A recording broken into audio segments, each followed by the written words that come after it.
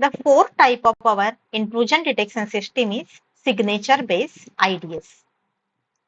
In the given diagram, the signature database is there, which is used for storing the signatures of the intruders.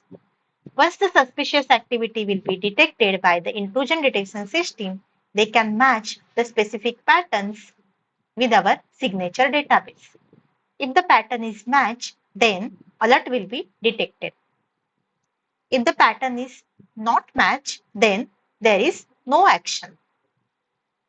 So with the help of signature-based intrusion detection system, we can monitor the inbound network traffic as well as we are looking for a specific pattern.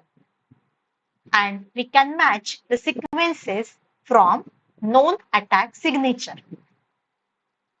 This type of system will be effective only for specific patterns that are already stored in our database. But this type of system is incapable of detecting any unknown attack.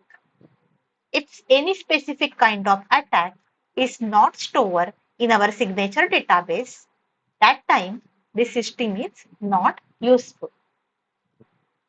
So in case of signature-based IDS, a particular signature or particular pattern will be stored on our signature database, and this type of system will match the particular pattern on the database. If it is matched, then alert and pop-up will be generated.